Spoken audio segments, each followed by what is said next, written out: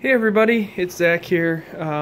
First off, I want to apologize if there's noise in the background. That would be my dishwasher. But what I want to go over with you guys today is my rods, what they are, and then just showing you guys my tackle. Now, I don't know everything that there is to know about fishing, that's for sure. But this is kind of my setup and what I keep in my rod bag. Okay, so first of all, in this particular pocket here, I just keep my plastic scoop for the slush and the ice that gets in the holes. That's where that always goes, because if I'm hole hopping or whatever, it's good to have that on hand, because I obviously am going to need my rods for that. This is a really nice case that I got. I believe I got this from Samantha, if I remember right. In here I have my two rods.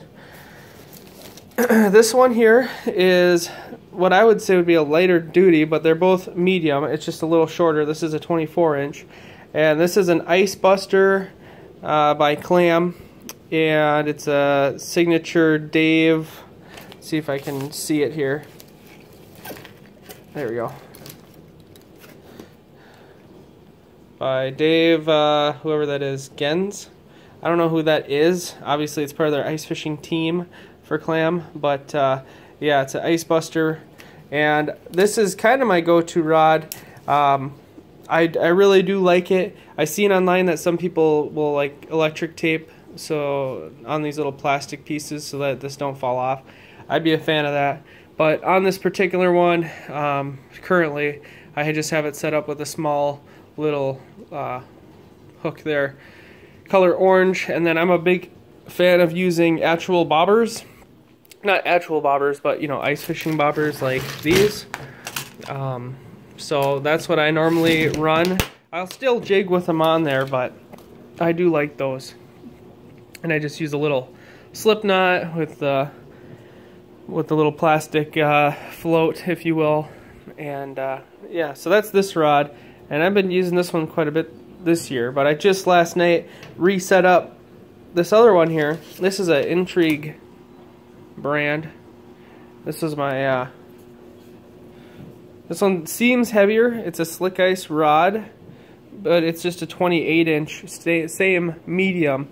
It's just 4 inches longer than this other one here. So comparison wise, it's actually not a whole lot longer, but the handles themselves is a little longer for this one.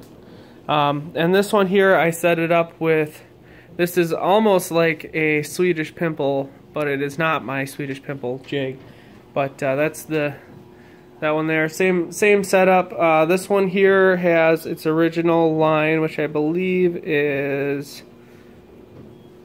I know it said it on here somewhere, 4 or 6 pound. And this is, I restrung this one this year. I can't remember what I put on there. I think that's 4 pound as well. So relatively light, but I just keep the drag low, and then, you know, most of the time I'm out there to get like crappies or whatever, but if I did get a northern, I do have a tip up that I could put out there, but you know, it is what it is, right? I'd rather go light than have some super heavy line that is bulky, because 9 times out of 10 it's probably a really light fish.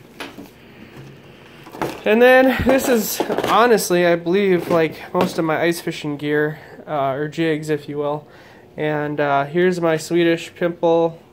I added the 2 little tabs for noise under the water, and I did have luck with this. It's a nice vibrant one. I'm gonna get more of these.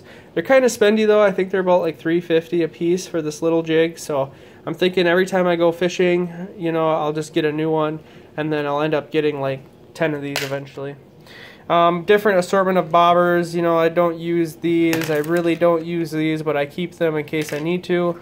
These are really the only bobbers that I use. I don't really use these either, but I have them in here in case. I have the old school weight. This comes in handy when I went out to Clearwater the other weekend and I put my Markham in. It said I was in 3.5 feet of water. I said no way, and I hooked this on there just to double check it. This is good if you don't believe your equipment. And then, you know, the little slip ties and stuff for your bobber. I have a box cutter in here, which it works awesome for restringing because it's such a small blade. You can get in there and cut off the string. For example, like this jig here has seen a little bit of use, huh? But like if this had a bunch of fishing line wrapped around it, you could get in there and chop it off with that box cutter. And then these are an assortment of other jigs. Some of them glow in the dark, some of them don't. You know, just a whole bunch of ones that I've picked up slowly over time, but I keep them all. I'm kind of really into these this year, though, like the Swedish pimples, or like the, I don't know what you'd call them, a spoon, perhaps. But I'm really into those this year. But that is honestly my ice fishing setup. It's nothing fancy, it's nothing elaborate, but I find that with ice fishing, a lot of people only have about the same amount of equipment as I do. Probably a few more of those little Swedish pimples would be nice, but honestly, you don't need a ton of gear.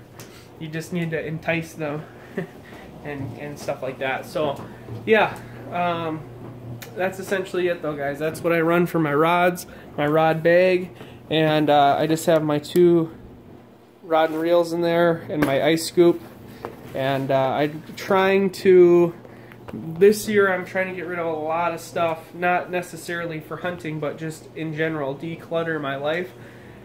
And I've been decluttering, you know, everything. So I've had stuff for fishing that I've thrown out because it's like, I'm not going to use this, you know. And that's just been how it's been going. So I'm trying to get down to a super simple setup and focus more on technique and style rather than having 300 jigs and just cutting one off when it doesn't work and switching to the other. I'm trying to figure out patterns and stuff like that of the fish. So, alright, that's enough of me rambling. Thanks for watching. Talk to you later.